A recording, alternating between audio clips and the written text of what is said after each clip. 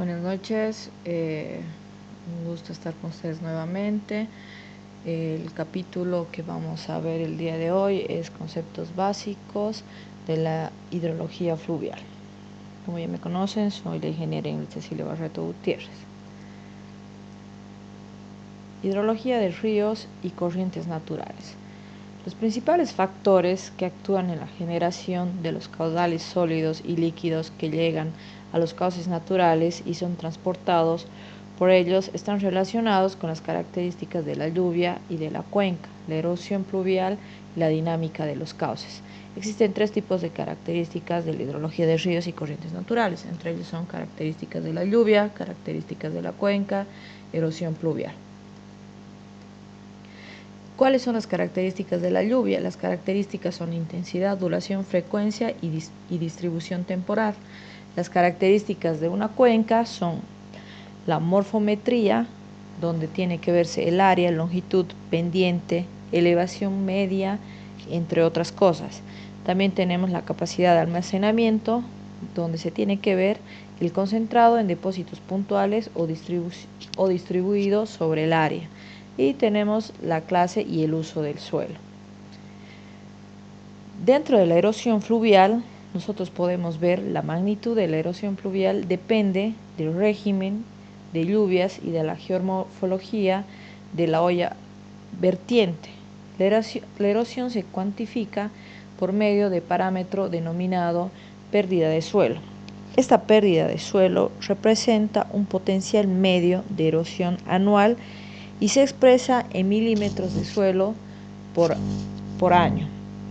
Solamente una parte de este volumen llega hasta los cauces naturales y alimenta la carga de sedimentos en suspensión que puede transportar la corriente. Transporte de sedimentos. El transporte de sedimentos es uno de los mayores problemas que se representa en los diseños de estructuras hidráulicas cuando se necesita evaluar de manera confiable los volúmenes de sedimentos que los ríos pueden transportar hasta las obras y que a menudo ocasionan fallas en la operación de bocatomas y presas de embalse, en el control de las inundaciones y en las protecciones de las márgenes. Esto se debe también a los siguientes factores. 1. La deficiencia en la información cartográfica e hidrometeorológica de las cuencas vertientes y de caudales líquidos y sólidos en la mayoría de los ríos. 2. Desarrollo aún incipiente de los métodos de medición de sedimentos y de la aplicación de fórmulas empíricas a casos reales. 3. Cambios en las prácticas tradicionales de manejo de la cuenca después de construidas las obras. Existen diferentes procesos de erosión, que son particularmente dos. Podemos ver que la cuenca vertiente contribuye con sedimentos a la carga total de una corriente natural de dos maneras: remoción de la masa y la erosión hídrica. ¿Qué es la remoción de la masa?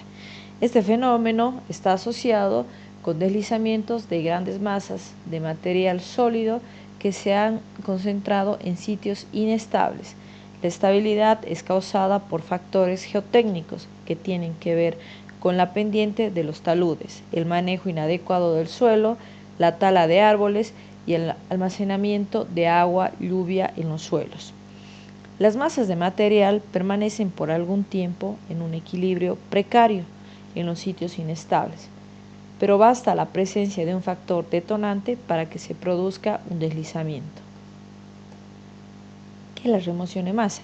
Este factor detonante es el que puede ser un sismo, un periodo prolongado de lluvias intensas o la pérdida de soporte en la pata de un talud. Cuando el deslizamiento se produce directamente sobre una de las márgenes de una corriente natural, el material deslizado se deposita sobre el lecho construyendo el paso libre del agua, pero a medida que pasa el tiempo, el mismo flujo de agua se encarga de transportar el material hacia aguas abajo, parte como carga de fondo y parte en suspensión. Si los deslizamientos se producen lejos de las corrientes de agua, entonces solamente una parte del material puede llegar a las corrientes por erosión hídrica. La erosión hídrica, ¿qué es? Son los estudios semiempíricos que existen sobre el tema que consideran que solamente un pequeño porcentaje de la pérdida de suelo llega hasta la corriente de drenaje y puede entrar a formar parte de la carga en suspensión. Los factores que actúan en la generación de la pérdida de suelo en una cuenca son los siguientes: la lluvia, la morfometría del área vertiente, el suelo y la cobertura vegetal. Bueno, eso es el primer tema, bueno, los conceptos básicos de la hidráulica fluvial. Si se tiene alguna pregunta, estoy a su disposición. Gracias.